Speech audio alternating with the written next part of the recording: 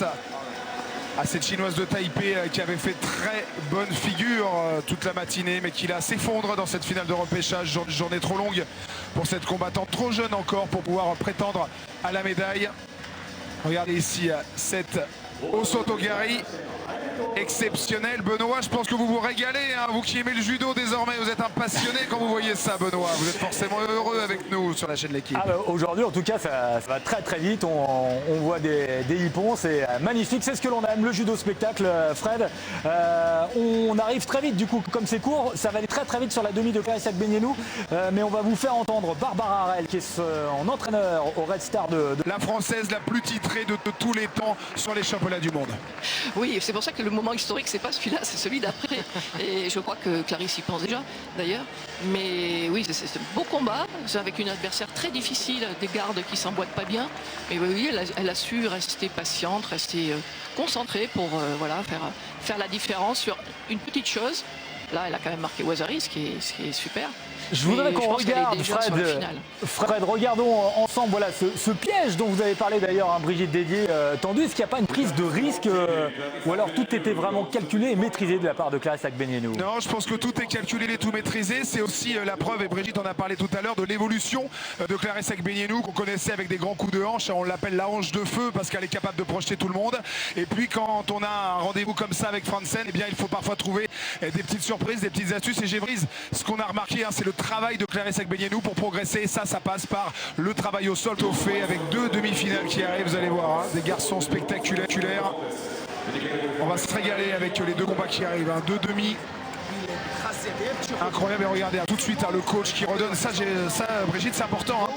Oui, le coach tout de suite qui fait un retour à son athlète. Hein. Oui, qui fait un retour et qui le transfère tout de suite sur le suivant, sur des petites choses qu'il a dû percevoir comme étant pas peut-être à 100%. Et donc tout de suite, il l'oriente sur le combat d'après pour ne pas le laisser voilà, sur le passé, mais tout de suite sur l'avenir. Mais là, effectivement, les deux combattants doivent être bien fatigués, mais celui qui a gagné aussi. Donc il va falloir prendre un petit peu le temps de récupérer. Et oui, regardez, hein, parce qu'il y a eu des mouvements hein, tout au long de ces combats. Et puis cette dernière attaque ici qui permet aux Géorgiens de se qualifier pour la place de troisième. Mesouradze qui s'en sort dans cette complexe phase des finales de repêchage et qui prend l'escalier. Allez. Sagimouki voilà, qui remporte cette demi-finale.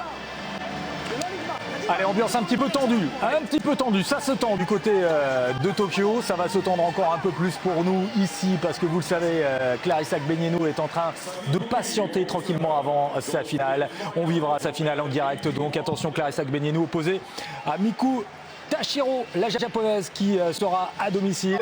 C'est l'événement vraiment de la journée avec la possibilité d'aller chercher un 4e titre mondial pour notre française. Vous avez entendu le papa de Clarisse Agbenienou. Eh bien, Constantin Simon a rencontré le frère de Clarisse, Joris Agbenienou, qui nous parle de sa sœur justement aujourd'hui, comment il la sent. Écoutez. Battu sportivement par cette clé de bras. Casse qui passe, qui a fait une très très belle journée, qui sera finaliste magnifique. Benoît, on a vécu encore des émotions dans cette demi-finale. Et on s'évite peut-être un incident diplomatique. Voilà, avec ce résultat. Le beau judo continue évidemment dans quelques instants et surtout la pression qui monte puisque dans quelques minutes c'est la grande finale, celle que vous attendez tous avec impatience. Clarisse Agbenienou bien sûr en lice pour aller chercher un 4e titre mondial.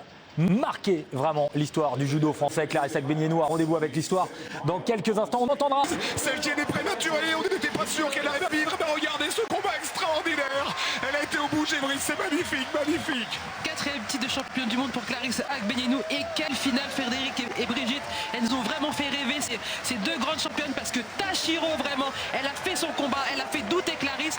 Elle était prête, on sentait que ça pouvait basculer des deux côtés. Mais voilà, c'est finalement Clarisse au courage qui a eu encore les ressources nécessaires pour tenter cette action en bordure et pour renverser Tashiro sur le dos. Magnifique. Brigitte, on pensait que ça allait être dur, on le savait, on pensait peut-être pas que ça allait être aussi dur. Il faut, dans les grandes finales, un grand duel et une grande japonaise. Absolument, c'est ça qui restera dans sa mémoire, c'est l'intensité de cette médaille. Elle a gagné facilement toute la journée. Et bien celle-là de médaille d'or, elle est allée la chercher au plus profond de ses tripes. Et c'est vrai que ça a été extrêmement dur. Gévrise, vous êtes en larmes, Gévrise, Brigitte aussi, tout le monde pleure maintenant. Bah voilà, merci.